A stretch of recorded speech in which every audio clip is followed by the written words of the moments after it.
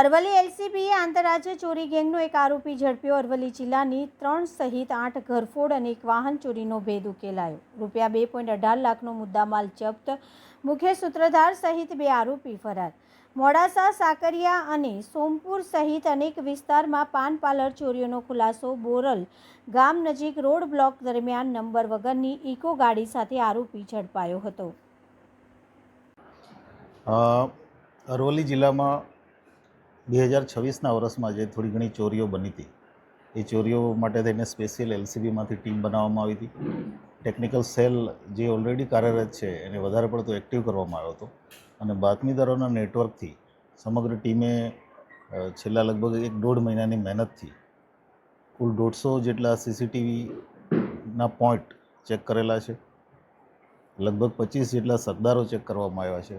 એ ઉપરાંત અલગ અલગ ટાઈપના ટેકનિકલ ટૂલ્સ જે અમારી પાસે છે, જેમાં આઈસીજીએસ સિસ્ટમ છે, બીજી પ્રાઇવેટ એપ છે, ટાવર ડમ્પ છે, એના આધારે એક આરોપી મહારાષ્ટ્ર મુંબઈથી પકડી આવ્યા છીએ, જેનું નામ છે સિરાજ। એની સાથે બીજા એક આરોપી જે છે સલમાન કરીને, એ ભાવનગર ડિસ્ટ્રિક્ટમાં જેલમાં છે અને એક આરોપી અમારે પકડવાનો બાકી છે, જીગો કરીને।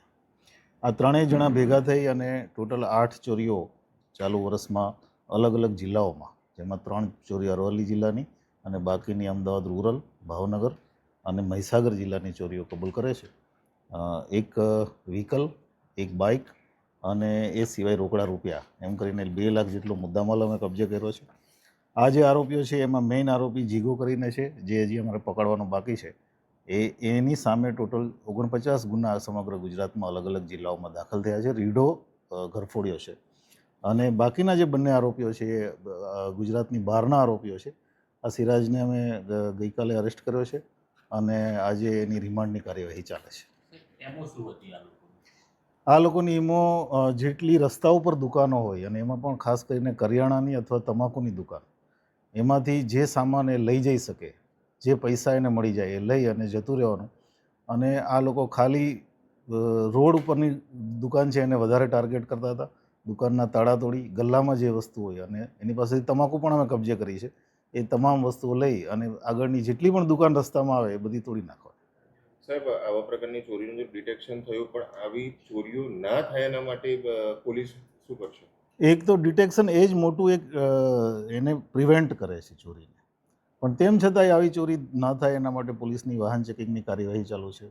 પોલીસનું જે નાઇટ પેટ્રોલિંગ છે એને સ્ટ્રેન્થન કરી રહ્યા છીએ। નાઇટમાં અજાણ્યા વાહનો કે અજાણ્યા ઇસમો આવે તો એની સામે કેસો કરી રહ્યા છીએ। પણ હું જે આપને કહી રહ્યો છું એ જ કે એમાં જેમ ડિટેક્શન વધશે એમ ચોરીઓ વધારે પ્રિવેન્ટ